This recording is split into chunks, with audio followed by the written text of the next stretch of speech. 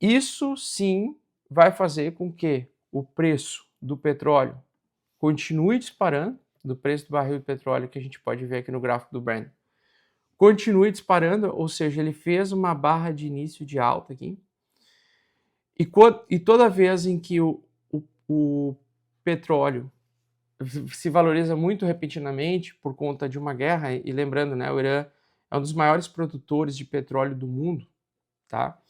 Nós temos o seguinte, nós temos esse movimento de alta, que daí, de forma um pouco mais tardia, vai afetar e desencadear uma inflação. Prestem muita atenção no que eu vou falar agora. Prestem muita atenção no que eu vou falar agora, tá? Porque o investidor que quer lucrar, ele precisa saber se municiar de informações valiosas, e é isso que eu estou tentando passar para vocês hoje. À medida que o mercado agora está lateralizando, quer subir mais, quer entregar mais alta, e o conflito vai escalando, nós temos o aumento gradual do preço do barril de petróleo provavelmente acontecendo.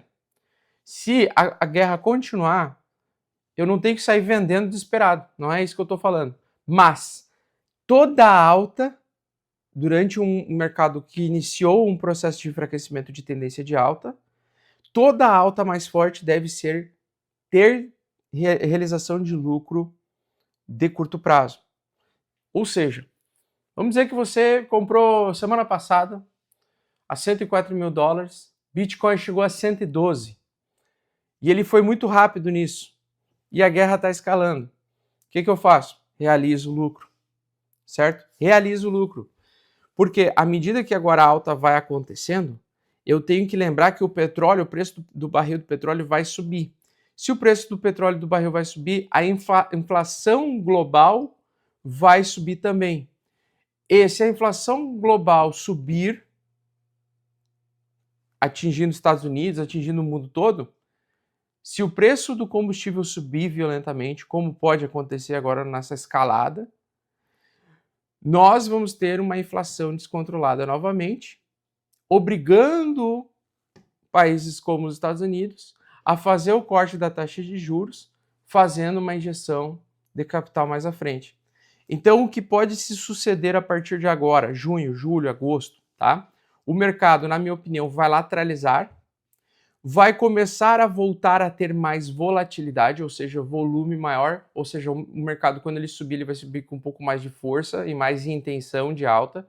Quando ele cair, ele vai cair bem forte também, rapidamente. Então, toda alta forte deve ter lucro realizado, tá? E toda queda forte você tem que tentar se escapar. Também, e outro detalhe importante dentro dessa volatilidade, qualquer pessoa que for comprar hoje, ela obrigatoriamente vai ter que fazer trade curto, só que trade curto não é o melhor indicado, principalmente com mercados laterais. Então a melhor coisa a se fazer é não fazer nada. Esperar esse período de volatilidade e incerteza passar, porque o mercado financeiro, os investidores odeiam incerteza. Quando está tudo um pouco mais claro, cristalino, a visão está mais clara, beleza, show de bola, os investidores conseguem surfar uma alta mesmo que a Rússia invada a Ucrânia, como aconteceu recentemente, ali em abril, acho que foi fevereiro de 2022.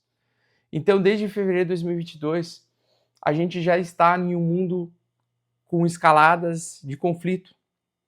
Mas, ao mesmo tempo, se modifica alguma coisa na macroeconomia por causa do conflito, por causa da destruição de refinarias petrolíferas, por conta da falta de energia, por conta do barril de petróleo mais caro, nós temos que lembrar que o combustível, né, a gasolina, ela afeta principalmente a inflação real, né? Aquela inflação que a gente mais sente no bolso.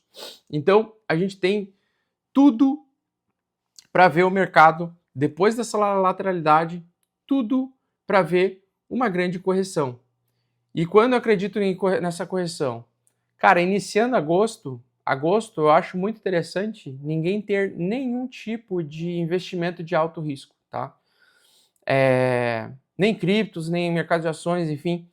Por quê? porque até ali vai dar o tempo do mercado, da macroeconomia sentir e trazer para nós os reflexos daquilo que está acontecendo hoje. Então, por isso que junho e julho, toda alta mais forte, eu vou realizar lucro, eu vou passar para dólar, tá? Vou realizar lucro e vou embolsar, mesmo que o mercado mostre para nós boas e interessantes entregas de alta. Outra coisa de sinalização de enfraquecimento de tendência, tá? Essa aqui foi a primeira enfraquecida de tendência. Geralmente a segunda traz quedas mais fortes, tá? Então, por exemplo, agora no curto prazo nós estamos com os preços acima das duas médias mais importantes de longo prazo.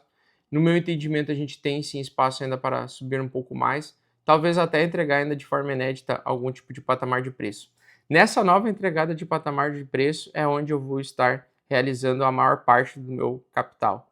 Aí sim, eu vou ter que estar assim, muito, mas muito fora do mercado. Porque se ele enfraquecer, ele vai querer voltar abaixo aqui dessas regiões onde tem busca e alta concentração de liquidez. E eu entendo que uma inflação, um aumento de inflação não esperada agora por conta do aumento do preço do petróleo e do preço dos combustíveis pode fazer com que setembro nós tenhamos uma das maiores quedas vistas nos próximos anos.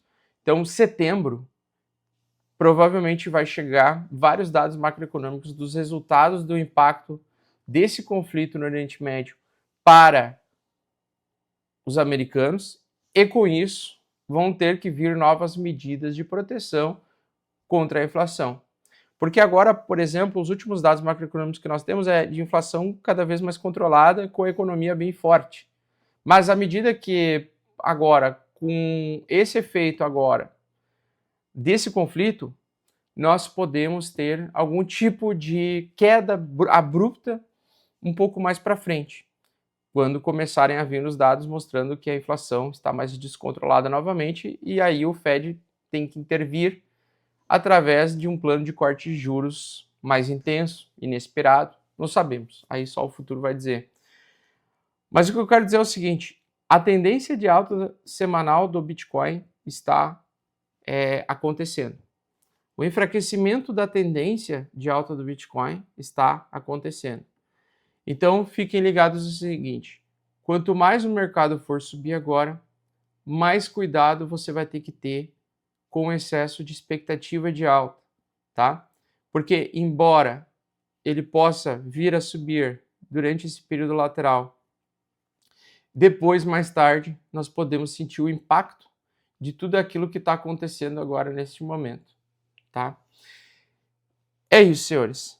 Só que o que acontece? Também não é inteligente sair vendendo com medo, na loucuragem, porque a história prova para nós de que nas últimas vezes que tivemos ali recessão, pandemia, guerras, tá?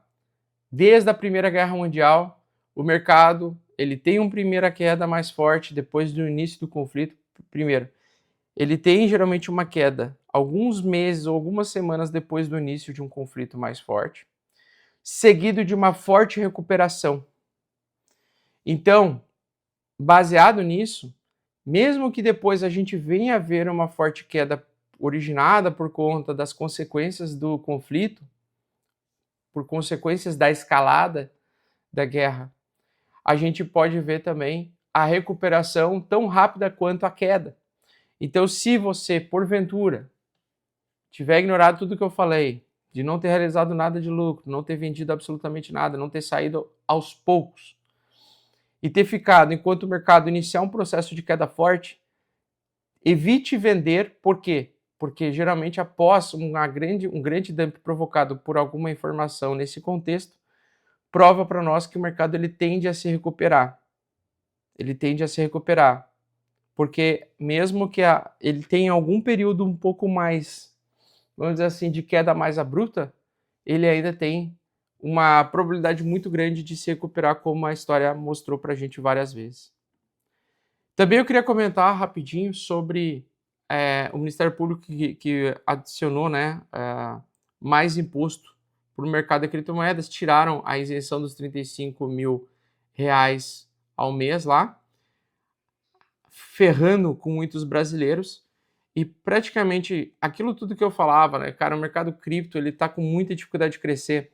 No Brasil ele vai ter mais dificuldade a partir de agora de crescer, porque, acredite se quiser, muitas pessoas não investem em criptomoedas, não porque elas não acreditam que o Bitcoin não vai subir, mas porque elas têm medo de não saber como fazer declaração de imposto de renda.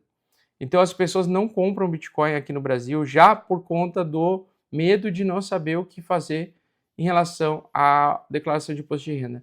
A ausência de conhecimento da declaração de imposto de renda faz com que muitas pessoas evitem investirem em mercado de criptomoedas e travem, congelem essas pessoas, porque o brasileiro ele tem muito medo do imposto de renda. E o governo sabe disso,